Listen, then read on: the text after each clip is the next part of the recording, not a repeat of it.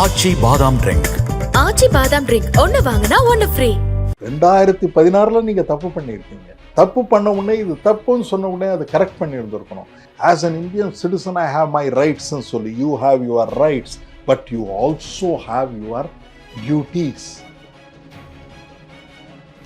கிங்ஃபிஷருக்கு வாங்கி இதை என்ன பண்ணியிருக்காரு, டாலர்ஸா மாற்றி அங்கே யூகேல இருக்கிற எம்ப்ளாயீஸ்க்கு சேலரி கொடுத்துருக்காங்க.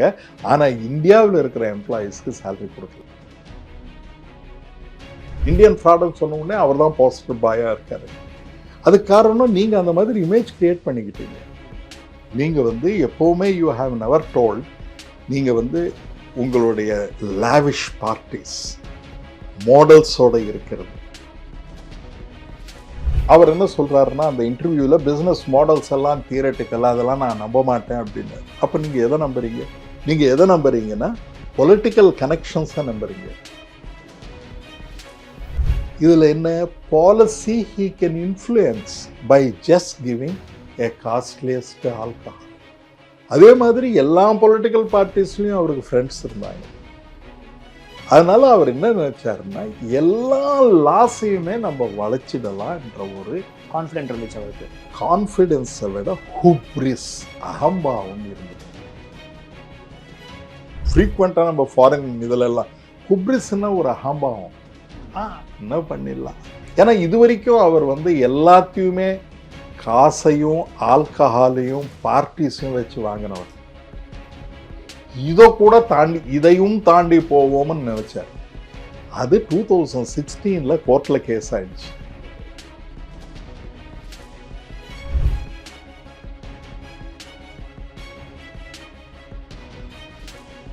தி டிபேட் நேயர்களுக்கு வணக்கம். இன்றைய சிறப்பு நேர்காணலில் நம்மோடு இணைந்திருக்கிறார் எக்கனாமிஸ்ட் பிரபாகர் அவர்கள். சார் வணக்கம். வணக்கம். நீண்ட நாட்களுக்கு அப்புறம் நம்ம பேசுகிறோம். இப்போ ரீசெண்டாக விஜய் மல்லையாவோட பாட்காஸ்ட் அப்படின்றது ஒரு பயங்கரமான வைரலாக போயிட்டுருக்கு. அவர் பேசுகிற நிறைய விஷயங்கள் நிறைய பேர் ஷேர் பண்ணுறாங்க. விஜய் மல்லையா என்ன சொல்கிறார் அப்படின்னா, இந்தியா என்னை துரத்தி அனுப்பிடுச்சு, இந்தியா என்னை சரியான முறையில் பயன்படுத்திக்கல, இந்தியாவுக்கு தான் நான் ஒரு தோற்று போனவனாக இருக்கலாம், ஆனால் பர்சனலாக நான் அப்படி கிடையாது அப்படி மாதிரி நிறையா அவரை டிஃபன் பண்ணி பேசுகிறாரு. நம்ம விஜய் மல்லையா பேசுனதை ரிவ்யூ பண்ணுறதுக்கு முன்னாடி, யார் இந்த விஜய் மல்லையா சார்? விஜய் மல்லையா 1983 அவர் இந்த யுனைடெட் ப்ரூவரிஸோடைய சேர்மனாக வர்றாரு. அதுக்கு முன்னால் அவங்க ஃபாதர் இருந்தார். அது ஓல்டு கம்பெனி. அது இங்கிலீஷ்மேன் இருக்கும்போது பெங்களூரில் இருந்த கம்பெனி, ஹெட் குவார்ட்டர்ஸாக இருந்த கம்பெனி. அந்த கம்பெனியில் அவங்க ஃபாதர் ரன் பண்ணிட்டு இருந்தார். இவர் இந்த கம்பெனியை எடுத்த பிறகு அக்ரெசிவாக ப்ரமோட் பண்ணிட்டு இருந்தார் ஆல்கஹால் இந்தியாவில். அது வரைக்கும் இந்தியாவில் ஆல்கஹால் இருக்குன்னு தெரியும், ஆனால் அக்ரெசிவாக எங்குமே ப்ரமோட் பண்ணுறதில்ல, because of various rules regulations.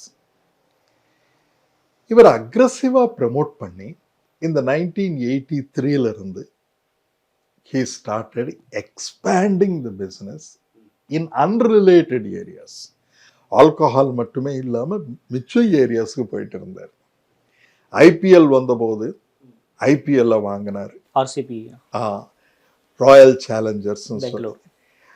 அது என்னன்னா, ராயல் சேலஞ்சர்ஸ் அவருக்கு ஒரு ஆல்கஹால் பிராண்ட் ஒன்று இருந்தது, ராயல் சேலஞ்சர்ஸ். ஓகே, அதை ப்ரமோட் பண்ணுறதுக்காக இந்த டைரக்ட் அட்வர்டைஸ்மெண்ட் கொடுக்க முடியாததுனால இந்த மாதிரி சரகேட் அட்வர்டைஸ்மெண்ட் கொடுக்கலாம் அப்படின்னு சொல்லி அது பண்ணார். இனிமேல் ஃபேஷன் ஷோஸ். அவருக்கு அவங்க ஃபாதர் 26 இடத்துல உலகத்தில் எல்லா இடத்துலையுமே ப்ராப்பர்ட்டிஸ் வாங்கி வச்சிருக்கார். All over the world. England, இப்போ ஃப்ரான்ஸ், பாரிஸில், இந்த மாதிரி நிறைய இடத்துல அவருக்கு ப்ராப்பர்ட்டிஸ் இருந்தது. அதனால அவர் ஒரு ஹார்ட் ஒர்க்கில் ஒரு பிசினஸ்மேன் கிடையாது. பார்ன் வித் அ சில்வர் ஸ்பூன்னு சொல்லுவாங்க ஆங்கிலத்தில். ஆனால் அவர் என்ன சொல்றாருன்னா, ஐ ஆம் பார்ன் டு எ பாட்டில்னு சொல்லி அவர் சொல்றார். நம்ம அது அவருடைய சொந்த அபிப்பிராயம். இப்படி இருக்கிற விஜய் மல்லையா அவருக்கு மிக பெரிய நண்பர்கள் கூட்டம் கூட இருந்தது. ஓகே, பொலிட்டிக்கலாவும் பொலிட்டிக்கலாகவும் பிஸ்னஸ் பர்சன்ஸும் எல்லாமே ஒரு பெரிய கூட்டமே இருந்தது. எல்லா பொலிட்டிக்கல் பார்ட்டிஸுமே விஜய் மல்லையா மேல ஒரு நல்ல ஹீ இஸ் மை ஃப்ரெண்ட்னு சொல்லிக்கிறாங்க எல்லாருமே. இப்போ அவரே சொல்றாரு, Kiran Mazumdar Shaw is like my sister. இப்போ லண்டனுக்கு வரும்போது அந்த அம்மா அவரோட இருப்பாங்க, கிரண் முஜும்தார் ஷா அந்த அம்மா கூட சொல்லியிருக்காங்க. அஃப்கோர்ஸ் அது பர்சனல் ரிலேஷன்ஷிப்ஸ். இப்போ நம்ம அவர் நல்லவரா கெட்டவரா நம்ம கேட்கறது இல்லை. அவர் பேசுனது சரியா தப்பா அதுதான் பார்க்க போறோம். அவர் நல்லவரா இருக்கலாம், நம்ம ஃபேக்ட்ஸை பார்க்கலாம். இனி வரைக்கும் நிறைய இன்டர்வியூஸ்ல இவர் என்னென்ன பண்ணிருக்கு, இவர் என்ன இவர் இப்போ 9 வருஷம் ஆன பிறகு ஒரு பேட்டி கொடுக்குறாரு. 4 மணி நேரத்துக்கு இவர் நிறைய டிஃபென்சிவ், நான் பண்ணது எல்லாமே சரி, ஆனா சர்க்கம்ஸ்டன்சஸ் அந்த மாதிரி ஆயிடுச்சு. நம்பர் 2, கவர்மெண்ட் பாலிசி சரியில்லைன்னு 2 விஷயம் சொல்றாரு. சர்க்கம்ஸ்டன்சஸ் எப்படி சரியில்லைன்றது நம்ம ஆராயலாம். அவர் சொன்ன கூடிய ஸ்டேட்மெண்ட்ஸு அதுங்க ஹாஃப் ட்ரூத்ஸ், பாதி உண்மைகள், ஃபுல் ட்ரூத் கிடையாது. டூபியஸ்ன்னு சொல்லுவாங்க, இல்லைன்னா ஹாஃப் ட்ரூத்ஸ். பாதி ட்ரூத் தான் சொல்றாரு, பட் ரிமைனிங் ட்ரூத் உண்மையை போல் பொய்யை போல் ஒரு உண்மை, ட்ரூ லைஸ் மாதிரி. அதனால மக்கள் எல்லாருமே அவர் மேல ஒரு அனுதாப உணர்ச்சி வரா மாதிரி ஒன்று கிரியேட் பண்ணார். இப்போ யாரெல்லாம் பண்ணலை, நான் மட்டும்தானா பண்ணியிருக்கேன், நிறைய பேர் இப்போ பண்ணலையா, நிரவ் மோடியிலிருந்து நிறைய உதாரணங்கள் இருக்கு. அவங்கள எல்லாருமே ஒரு போஸ்டர் பாய் ஆஃப் இந்தியன் ஃப்ராடுன்னு போட்டோம்னா விஜய் மல்லையா வருவாங்க. அவரே சொல்றாரு, சோர் அப்படின்னு சொல்றாங்க. என்ன போஸ்டர் பாய் ஆஃப் இந்தியன் ஃப்ராடுன்னு சொன்ன உடனே அவர் தான் போஸ்டர் பாயா இருக்காரு. அதுக்கு காரணம் நீங்க அந்த மாதிரி இமேஜ் கிரியேட் பண்ணிக்கிட்டீங்க. நீங்க எப்பவுமே யூ ஹாவ் நெவர் டோல்ட், நீங்க உங்களுடைய லாவிஷ் பார்ட்டிஸ் மாடல்ஸோட இருக்கிறது. மாடல்ஸ் டெஃபினட்டாக படுகோனே மேடம் இருக்காங்க, அவங்களும் இவருடைய மாடல் இதிலேருந்து தான் வந்தவங்க. இப்போ இந்தியாவில் இருக்கிற ஒரு 10 பிக்கெஸ்ட் மாடல்ஸ் எல்லாமே ப்ரொஃபஷனலைஸ் பண்ணி இவர் அவங்களுக்கு ஒரு பிளாட்ஃபார்மும் வந்திருந்தார். நம்ம அது கரெக்டா தப்பான்ற விஷயத்துக்கு போக வேணாம். அது அதனால அவங்களுக்கு ஒரு லைஃப் கிடைச்சிருக்கு. இப்போ இவர் சொல்லக்கூடியது என்னன்னா, ஒன்று கிங்ஃபிஷர் நான் ஆரம்பிச்சிருக்கேன், கிங்ஃபிஷர் பிஸ்னஸ் போயிடுச்சுன்னா என்னை நீங்க அனுப்பிடுவீங்களா, என்னுடைய என்டையர் பிஸ்னஸையும் நீங்க க்ளோஸ் பண்ண சொல்றீங்களா அப்படின்னு லாஜிக்கலா பார்த்தா அந்த கொஸ்டின் சரியான கொஸ்டின் தானே சார்? அது லாஜிக்கலா பார்த்தா சரியான கொஸ்டின் தான், ஆனா லீகலா பார்த்தா அது ஒரு மிக பெரிய பொய். Company is a separate legal entity. Company வேற, இண்டிவிஜுவல் வேறன்னு சொல்லி சாலமன் வெர்சஸ் சாலமன் அண்ட் கம்பெனின்னு சொல்லி 1895ல பிகாம் ஃபர்ஸ்ட் இயரில் படிக்கிற ஒரு law company is a separate legal entity, it can sue and be sued. அவங்க கம்பெனி பேரில் சியூ பண்ணிக்கலாம், கம்பெனி மேலே நீங்கள் சியூ பண்ணலாம். அது ஒரு ஆர்டிஃபிஷியலி கிரியேட்டட் பர்சன் அப்படின்னு சொல்லியிருக்காங்க. அந்த மாதிரி இருந்திருந்தால் பரவாயில்ல. ஆனால் இவர் ஒரு consortium of 17 bank, lead bank State Bank of India, இவங்க எல்லாருமா சேர்ந்து இவருக்கு பணம் கொடுத்துருக்காங்க. இந்த பணம் கொடுக்கும்போது ஐ ஆம் பர்சனலி லயபிள் அப்படின்னு சொல்லி அவர் சொல்லியிருக்காரு. அவருடைய யூபி இஸ் ஆல்சோ லயபிள்னு சொல்லி கொடுத்திருக்காரு. அதனாலதான் அந்த அளவுக்கு இவருக்கு லாஸ் ஆனனால யூபியில இருந்து எல்லாமே அதோட சேர்ந்து தானது இதுல தான் சொல்றீங்க. யூபியில இருந்தும் எடுத்துக்கலாம், என்னுடைய பர்சனலா ஐ ஆம் லயபிள்னு கொடுத்திருக்காரு. பர்சனல் லயபிலிட்டி கொடுத்துருக்காரு. இப்போ நீங்கள் பேங்க்கில் போய் லோன் கேட்டிங்கன்னா பேங்க்கில் லோன் கொடுப்பாங்க. என்னுடைய வீடுக்கு லோன் கேட்டோம்னா 1,00,000 ரூபாய் எனக்கு பேங்க்கு வேல்யூன்னா அதில் 75% மேக்ஸிமம் ஒரு 50%. நான் ஒரு 50,000க்கு லோன் வாங்கிட்டேன். இப்போ ஒருவேளை என்னால் கட்ட முடியலைன்னா இந்த பேங்க் என்ன பண்ணும், இந்த உள்ளே இருக்கிற இதெல்லாம் பார்த்த உடனே இது வந்து 50,000 ரூபாய் தான் தேர்துன்னு சொன்னால் என்னுடைய டேபிள், என்னுடைய புக்ஸு இது எல்லாமே சேர்த்து எடுத்துக்கலாம். அவங்க பர்சனலி ஆல்மை அசட்ஸை விற்று அவங்களுடைய பணத்தை வாங்கிக்கிட்டு மிச்சத்தை என்கிட்ட கொடுத்துருவாங்க. அதே மாதிரி தான் இவர் என்ன பண்ணியிருக்கணும், இவருடைய personal assets which is one of the richest man who இவர் சொன்ன மிகப்பெரிய பொய் தட் இது லாஸ் ஆச்சுன்னா மிச்ச இடத்துல இருந்து நான் எப்படி கொண்டு வந்து போடுவேன்னு சொன்னது மிகப்பெரிய பொய். நீங்கள் வந்து பர்சனலி லயபிலிட்டி நீங்கள் கொடுத்துருக்கீங்க. இதுதான் நம்பர் 1 பொய். நம்பர் 2, இவர் வந்து டக்கன் ஏர்லைன்ஸை வாங்கியிருக்கார். கோபிநாத் நல்லா தெரியும், தமிழ் மக்களுக்கு எல்லாமே தெரியும். அந்த டக்கன் ஏர்லைன்ஸ் எதுக்கு வாங்கினாரு? அது ஆல்ரெடி லாஸ்ல ஓடிட்டு இருக்கு. 497 crores லாஸ் அதுக்கு. ஆனால் இவர் ஸ்டார்ட் பண்ண கிங்ஃபிஷர் வந்து full stack airliner. Full stack ஏர்லைன்னா ஃப்ரில்ஸ் எல்லாமே இருக்கு.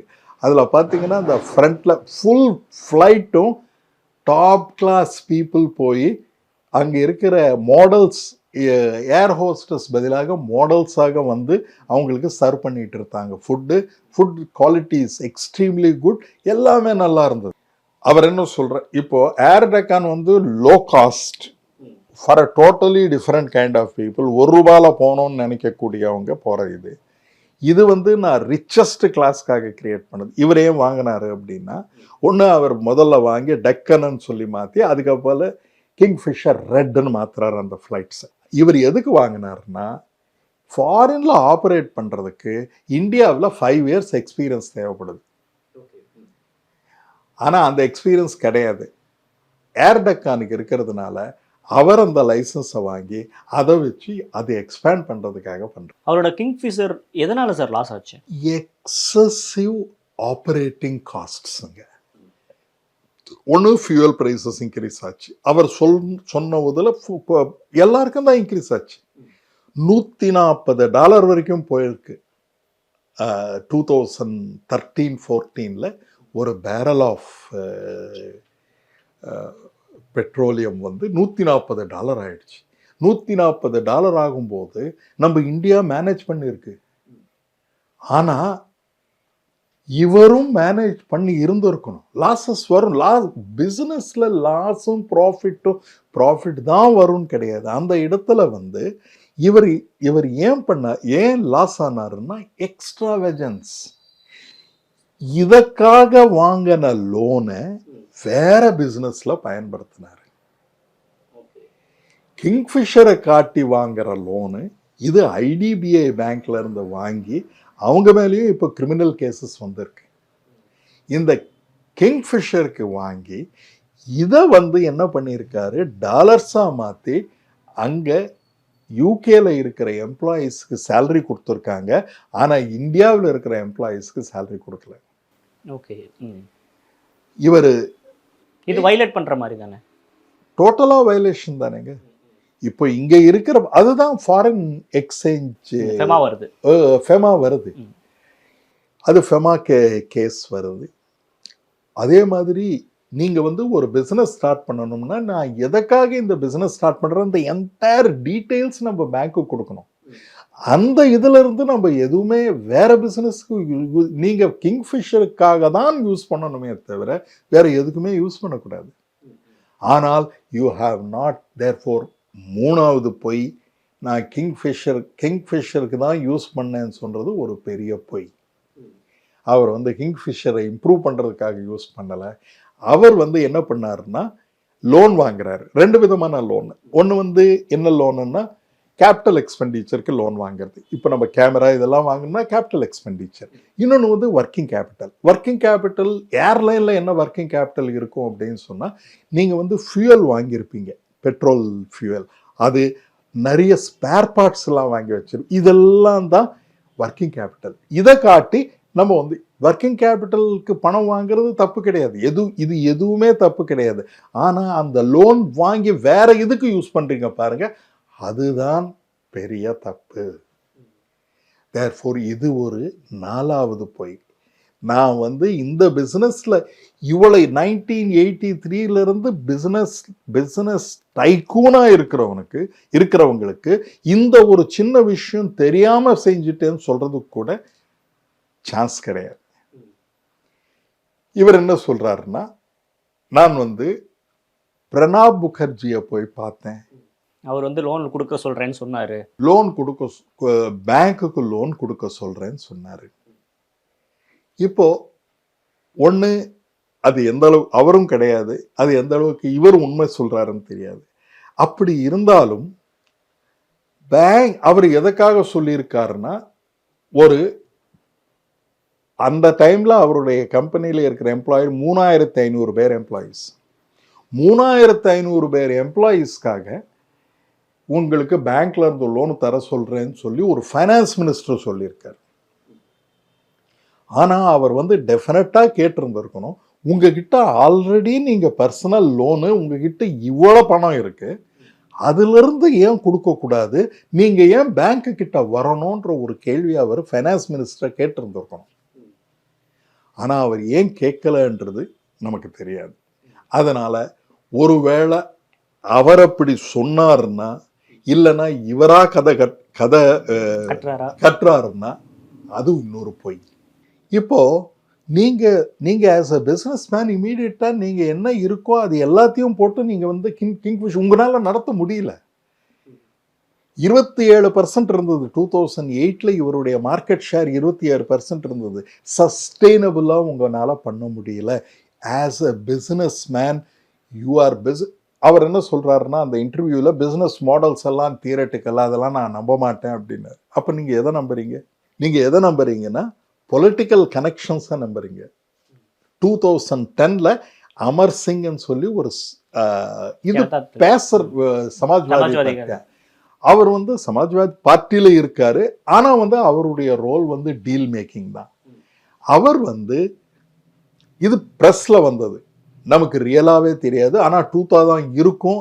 ஏன்னா ஒரு இண்டிபெண்டா நிக்கிறவர் வந்து ஜேடிஎஸ் சப்போர்ட் பண்ணி அங்கங்க இருக்கிற சின்ன சின்ன ஓட்டெல்லாம் சேர்த்து இவர் ஒரு எம்பியா மாறினார். இவர் எம்பியா மாறினது என்ன, மக்களுக்காக போயிருந்திருக்கணும் இல்லையா? ஆனால் அவர் அங்க போய் பார்லமெண்ட்ல பேசினது ஒரு ரெக்கார்டும் இல்லை. ஆனா இவர் பார்லமெண்ட்ல வந்த உடனே எல்லாரும் வரவேற்கிறதுக்கு காரணம் லோக்சபா எம்பிஸுக்கும் ராஜ்யசபா எம்பிஸுக்கும் பெஸ்ட் ஆல்கஹால் பாட்டில்ஸ் ஒரு பாக்ஸில் வச்சு இந்த மாடல்ஸ் உடைய போட்டோகிராஃப்ஸ் எல்லாமே அவங்களுக்கு அனுப்பிச்சாங்க. இதை எல்லாமே சந்தோஷமா ஏத்துக்கிட்டாங்க, இன்க்ளூடிங் விமன் எம்பிஸ். ஒரே ஒரு பிஜேபி எம்பி மட்டும் எனக்கு என்னுடைய பர்சனல் இதுக்கு எனக்கு பிடிக்கல அப்படின்னு சொல்லி கொடுத்துட்டார். இதுல இருந்து என்ன தெரியுது, இது வந்து ஒரு காந்திசம் பேசக்கூடிய எல்லா எம்பிஸும் வாங்கியிருக்காங்க, நான் காந்தியன்ஸும் வாங்கியிருக்காங்க. இல்ல நான் காந்தியன்ஸ் கிடையாது, எல்லாருமே காந்தியோடைய இதுதான் சொல்றோம், ஒரு வேற விதத்தில் சொல்லியிருக்கோம். எல்லாருமே வாங்கியிருக்காங்க. இதுல என்ன policy, he can influence by just giving a costliest alcohol. அதே மாதிரி எல்லா பொலிட்டிக்கல் பார்ட்டிஸ்லயும் அவருக்கு ஃப்ரெண்ட்ஸ் இருந்தாங்க. அதனால அவர் என்ன நினைச்சாருன்னா, எல்லா லாஸையுமே நம்ம வளைச்சிடலாம் என்ற ஒரு கான்ஃபிடென்ட் இருந்துச்சு அவருக்கு. கான்ஃபிடென்ஸை விட ஹூப்ரிஸ், அகம்பாவம் இருந்தது. ஓகே, அது எப்போ சார் அவருக்கு அது உடையுது? நம்மளால வந்து இதை சரி பண்ண முடியாது, எப்படியோ கிங்ஃபிஷரை வந்து அவர் அந்த கட்டுக்குள்ளே கொண்டு வந்துடலாம் அப்படின்னு நினைச்சிருந்திருப்பார்ல. பட் அது கை மீறி போன ஒரு இடம் இருக்கும்ல, அது எப்போ சார் அது வந்து 2014 இவர் இந்த நியூ கவர்மெண்ட் வந்தபோது அவர் ஸ்பெஷல் இன்வைட்டியா வந்திருந்தாரு. ஓகே, பிஜேபி கவர்மெண்ட் ஃபார்ம் பண்ணும்போது 2016 வரைக்கும் அவர் எம்பியா இருந்தாரு. அதுக்கப்புறம் தான் ரிசைன் பண்றாரு. ஆனா அவருக்கு எப்போ பிரச்சனைகள் ஆரம்பிச்சதுன்னா, சாண்டியோ என்ற ஒரு கம்பெனிக்கு $40 மில்லியன் இந்த யுனைடெட் ஸ்பிரிட்ஸ் இன்னொரு கம்பெனி இருக்கு, அதுல இருந்து பணத்தை வாங்கி அந்த பணத்தை அவருடைய சில்ட்ரன் பேர்ல போட்டாரு. எப்போ இந்த கிங்ஃபிஷர் லாசஸ் வரும்போது, கிங்ஃபிஷர் லாசஸ் இந்த 2010ல இருந்தே கிங்ஃபிஷர் ஹெவி லாசஸ். இந்த ஷேர் ஹோல்டர்ஸ்க்கு 12,000 கோடி ரூபாய் லாஸ். அதை பத்தி யாருமே பேசுறது இல்லை. 12,000 crores of share holder fund has been lost. 9,000 for banks. இவ்வளவு பணமும் கிங்ஃபிஷரை உயர்த்தி நிற்கிறதுக்காக போடப்பட்ட பணம் கிடையாது. அந்த பணத்தை அவர் யூஸ் பண்ணல, அதுக்காக யூஸ் பண்ணல, வேற இன்னொருத்துக்காக வேற விதத்துல யூஸ் பண்ணியிருக்காரு. இப்போ இங்க இருக்கிற பணத்தை வேற இடத்துல யூஸ் பண்ணிருக்கீங்க, வேற இடத்துல இருந்த பணத்தை இந்த இடத்துல போட்டிருந்திருக்கணும் லீகலா, அது நீங்க போடல. ஆக்சுவலா கிங்ஃபிஷர் தோல்வி அடையணும் அப்படின்றதுல அவரு ஒரு மாதிரி அந்த இடத்துல கவனம் செலுத்தாம இருந்திருக்கிறாரு. அது வந்து போய் ஒரு டவுன்ஃபால் ஆகிரும், ஆல்மோஸ்ட் அது ரெமாலிஸ் ஆகிரும் அப்படின்றதுல அவருக்கும் அந்த ஒரு நம்பிக்கை இருந்திருக்கு போல. ஏன்னா கவனம் செலுத்தலையே அதுல. அது செலுத்தல. ஆனா அவருக்கு ஒரு ஹுப்ரிஸ் இருந்தது. இது ரொம்ப ஃப்ரீக்வெண்டா நம்ம ஃபாரின் இதுல எல்லாம் ஹுப்ரிஸ்ன்னா ஒரு அகம்பாவம். என்ன பண்ணிடலாம். ஏன்னா இது வரைக்கும் அவர் வந்து எல்லாத்தையுமே காசையும் ஆல்கஹாலையும் பார்ட்டிஸையும் வச்சு வாங்கினவர். இதை கூட தாண்டி, இதையும் தாண்டி போவோம்னு நினைச்சார். ஆனா இந்த $40 மில்லியன் வந்த உடனே இவர் என்ன பண்ணாரு, இவருடைய சன்ஸ் பேர்ல வந்த உடனே அது 2016ல கோர்ட்ல கேஸ் ஆயிடுச்சு. அந்த Supreme Court judge, one of the finest judges, அவர் வந்து 2022ல இப்போ அவர் மேல case, Supreme Court sentenced him for 4 months simple imprisonment. அதோட கிரவுண்ட்ஸ் என்ன சார்? எதுக்காக இந்த $40 மில்லியன் சில்ட்ரன் பேருக்கு மாத்தினதுனால. நீங்க 2,000 ரூபாய் ஃபைன் போட்டிருக்காங்க, $40 மில்லியன் திருப்பி நீங்க பேங்க்குக்கு கொடுங்க, அதுக்கு பணம் கொடுக்கலன்னா 8% இன்ட்ரெஸ்டோட எவ்வளவு நாள், ஒரு மாசத்துல கொடுக்கலன்னா 8 மாசத்து வரைக்கும் போனோம் அப்படின்னு சொல்லி, அது வரும் என்று அவருக்கு முன்னாலேயே தெரியும். அதனாலதான் அவர் வந்து அந்த ஜெயில் டேர்ம் வந்து வரும் என்ற பயத்துல இந்த நாட்டை விட்டு போனார். இப்போ கவர்மெண்ட்டோ லாவோ இவரை எப்படி என்ன நல்லா ட்ரீட் பண்ணலன்னு சொல்றதுல என்ன இது இருக்கு சொல்லுங்க.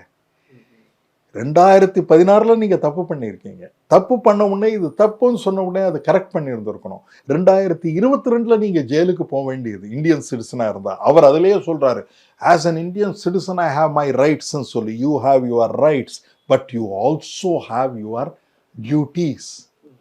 இப்போ நான் தப்பு பண்ணேன்னா நான் வந்து ஜெயிலுக்கு போய் தான் ஆகணும். That is my duty.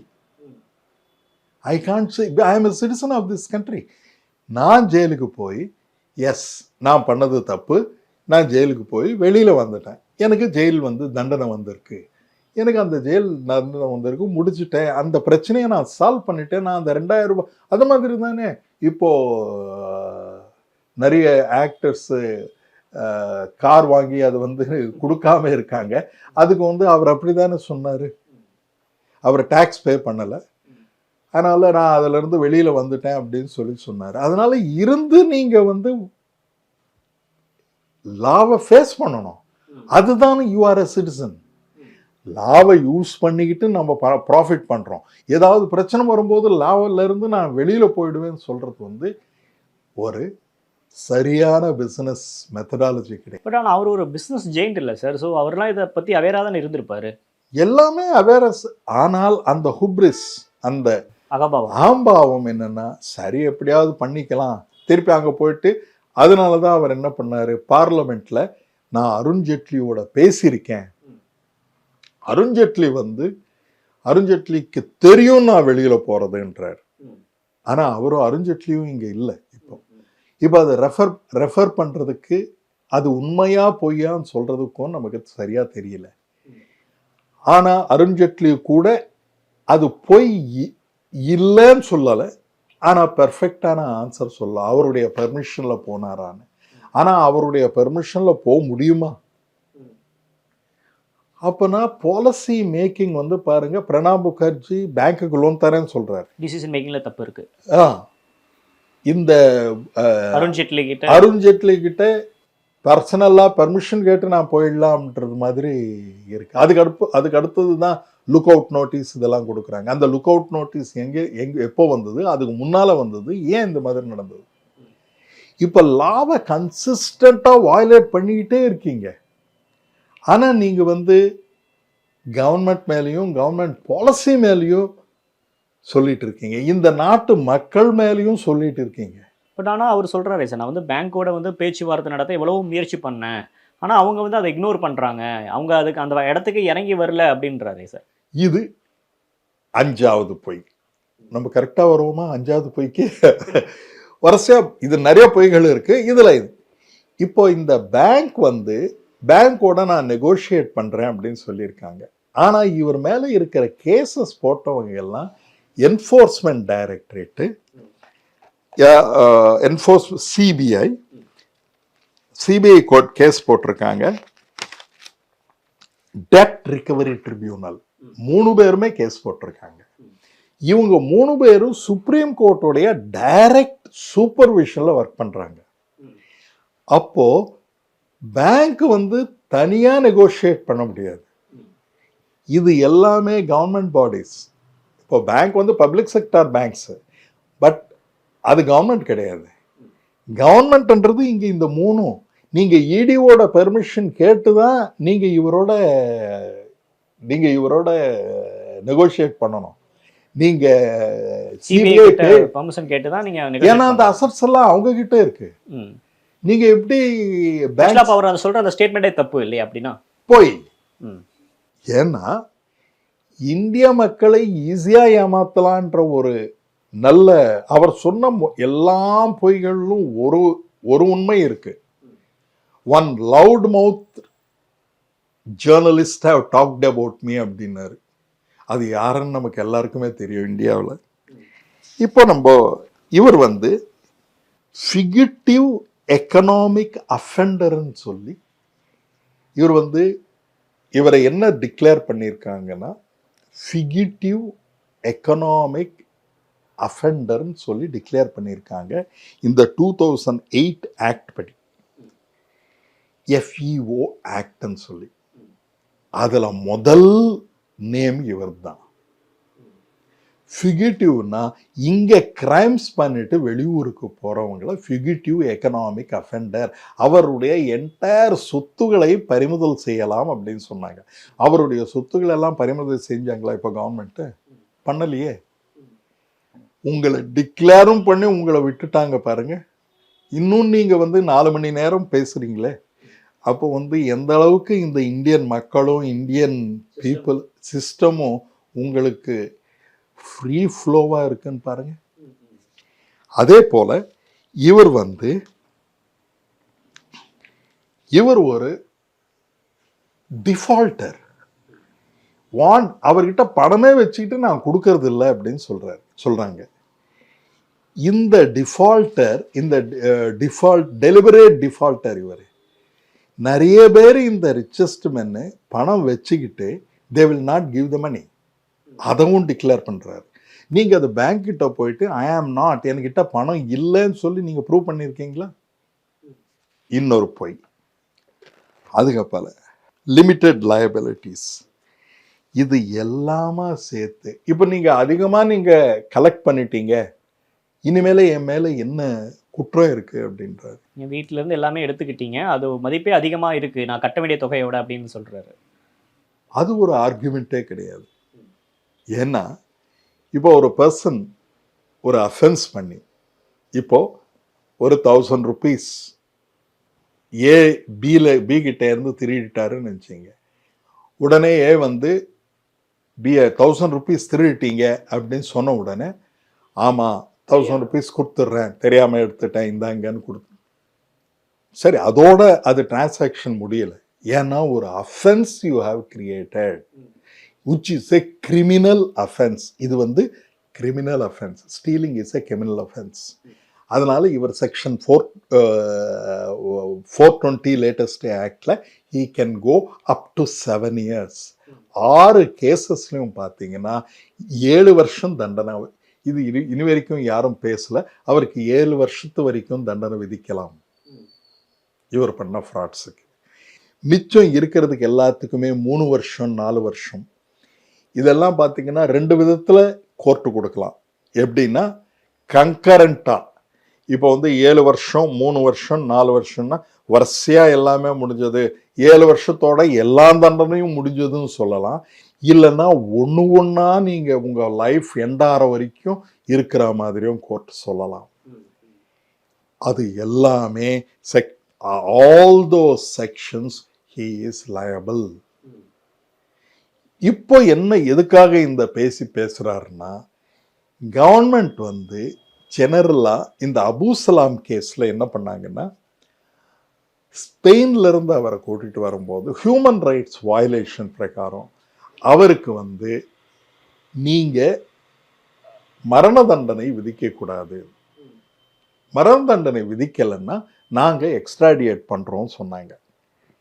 அதே மாதிரி இங்கும் if he is treated well, இவரை வந்து நல்லா treated on par with others அப்படின்னு சொல்லி இந்தியன் கவர்மெண்ட்டு, யூகே கவர்மெண்ட் இந்த எக்ஸ்ட்ராடியேஷன் டெரிட்டரிஸில் நம்ம அவர் கொடுத்தோன்னா இவர் வந்து எல்லாத்தையுமே நாங்கள் மறந்துடுவோம், நீங்கள் வாங்க அப்படின்னு சொல்லி சொல்றதுக்காக இந்த மாதிரி ஒரு பப்ளிசிட்டி ஸ்டண்ட்டை கிரியேட் பண்ணுறோம். இப்போ பீப்புள் மத்தியில் அந்த 4 மணி நேரம் பாட்காஸ்ட் கேட்டதுக்கு அப்புறமா ஒரு சிம்பத்தி வந்து விஜய் மல்லையா மேலே உருவாகி இருக்கு சார்.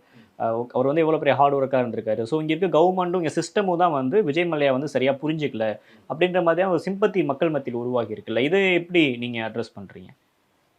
அதனுடைய பர்பஸே அந்த சிம்பத்தி கிரியேட் பண்ணுறதுக்காக தான்.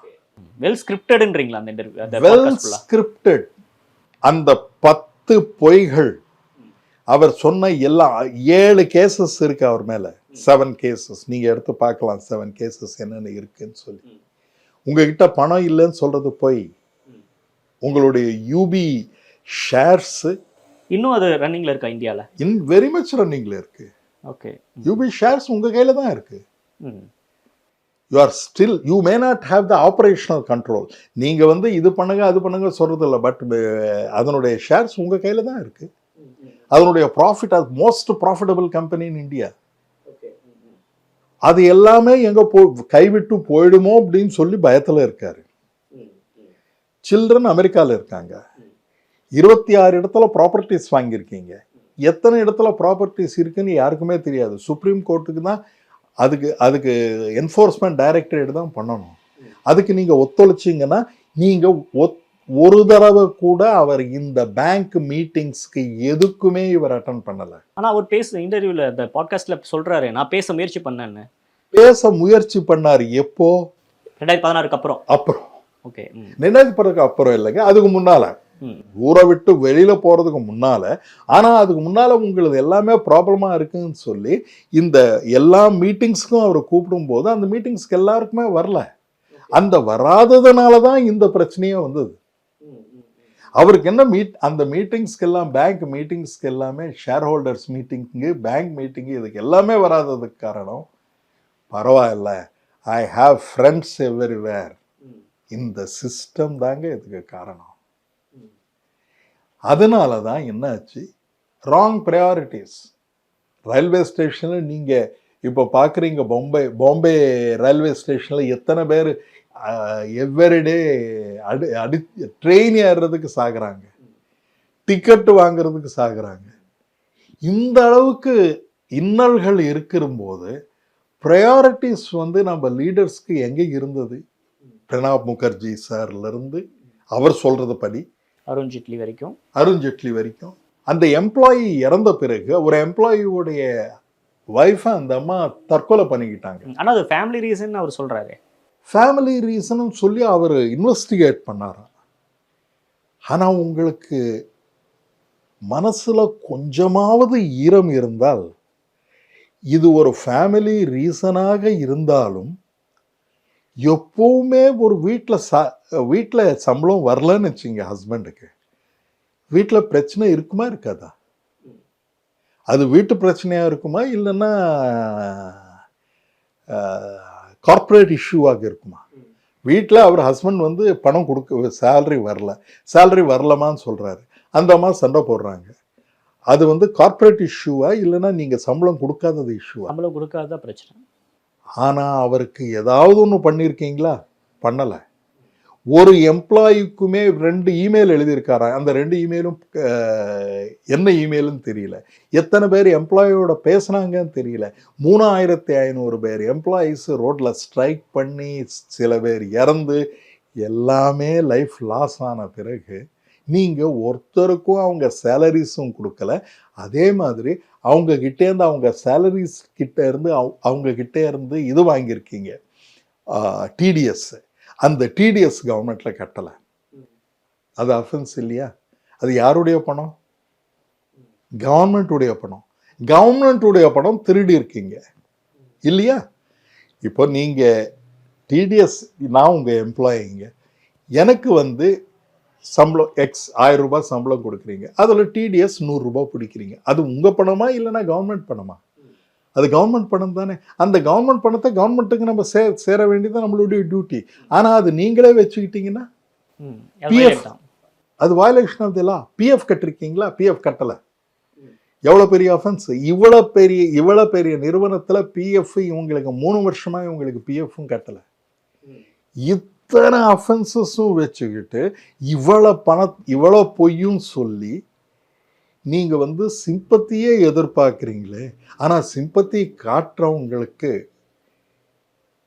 இந்தியா வந்து ஒரு ரொம்ப நல்ல நாடுன்றது வந்து, எவ்வளோ நீங்கள் கிரைம்ஸ் பண்ணாலும் அந்த சிம்பத்தி இருந்துச்சுன்னா மக்கள் மன்னிச்சிடுவாங்கன்னு சொல்லி ஹர்ஷ் கோயங்கா அவர் வந்து, அவரும் ஒரு பெரிய இண்டஸ்ட்ரியலிஸ்ட், அவரும் சொல்லியிருக்காரு, பாவம் பாருங்க விஜய் மல்லையா எவ்வளோ நல்லவர். எம்பிஎஸ் கூட சொல்லுவாங்க, அடுத்த தடவை வரணும் அவர் இயர் ஆஃப்டர் இயர் எங்களுக்கு வந்து பாக்ஸஸாக அனுப்பிச்சிட்டு இருந்தார் அப்படின்னு சொல்லி. இப்போ இதெல்லாமே யார் பே பண்ணுறாங்க? விஜய் மல்லையா, XYZ இவங்க பண்ண தப்புகளுக்கு எல்லாமே சாமானிய மக்கள் தான் பே பண்ணுறாங்க. சாமானிய மக்கள் பே பண்ணுறாங்க. இப்போ இன்னும் கொஞ்ச நாள் போச்சு அப்படின்னா Vijay Mallya back to India அப்படின்ற மாதிரி ஹேஷ்டேக்ஸும் வர ஆரம்பிக்கும் போல. நீங்கள் சர்ப்ரைஸ் பண்ண வேணாம். Vijay Mallya, innocent Vijay Mallya, let us support Vijay மல்லையான்னு சொல்லி வந்து அவர் இங்கே வந்து ஒரு எலெக்ஷனில் நின்று வெற்றி பெற்று ஒரு வீரராக போகிறதுக்கு கூட வாய்ப்புகள் இருக்கு. டோட்டலாக இந்த என்பிஎஸ், நான் பெர்ஃபார்மன்ஸ் அசட்ஸு, நம்ம பேங்க்ஸ் இவ்வளோ வரைக்கும் ஒரு 10 வருஷமாக ரைட் ஆஃப் பண்ணது 16.35 லட்சங்க. அதில் வச்சு 32,700 +2 ஸ்கூல்ஸ் ஆரம்பிக்கலாம் வித் சேலரிஸ் எல்லாருக்குமே கொடுத்து. ஹாஸ்பிட்டல்ஸு 11,198, ஒரு 100 பெட் ஹாஸ்பிட்டல் ஆரம்பிக்கிறதுக்கு 146 கோடி தான் செலவாகும். 11,198 ஹாஸ்பிட்டல்ஸ் கிரியேட் பண்ணலாம். ரயில்வேஸு இதே 16,35,00,000 கொடுத்துருந்தோம்னா 1300 railway station world class railway ஸ்டேஷனாக மாறி train travel in India is the best அப்படின்னு சொல்லி இத்தனை ஆக்சிடென்ட்ஸ் நடக்கிற ரயில்வே இந்த மாதிரி ஒரு ரயில்வேயாக மாறி இருக்கும். ஆனால் இவ்வளோ ஃப்ராட்ஸு இது பண்ணி நம்ம பாலிசி மேக்கர்ஸ் இவங்கெல்லாம் பண்ணதுனால இந்த நிலைமையில் இருக்கோம். ஆனாலும் நம்ம விஜய் மல்லையா மேலே சிம்பத்தட்டிக்காக இருக்கும். இதை விட ஒரு நல்ல மக்கள் யார் கிடைப்பாங்க நமக்கு? India peoples are most emotionals அப்படின்பாங்க. அது இப்படி இதை பார்க்குறப்ப எமோஷன்ஸாக இந்த இன்டர்வியூ பார்த்தோன்னே எமோஷன்ஸாக அவர் மேலே ஒரு எம்பத்தி வந்துருச்சு. பாவம் அவர் எவ்வளோ கஷ்டப்படுறாரு, அவர் வந்து உண்மையுமே வயலேட்லாம் பண்ணலை அப்படின்ற மாதிரி நம்ம நினைக்கிறோம். பட் அதுக்கு பின்னாடி இவ்வளோ விஷயங்கள் இருக்குது அப்படின்னு இப்போ நீங்கள் டீகோட் பண்ணதுக்கப்புறம் தான் புரியுது சார். உங்கள் கருத்திற்கும் நேரத்திற்கும் நன்றி. தேங்க்யூ. வணக்கம். வணக்கம்.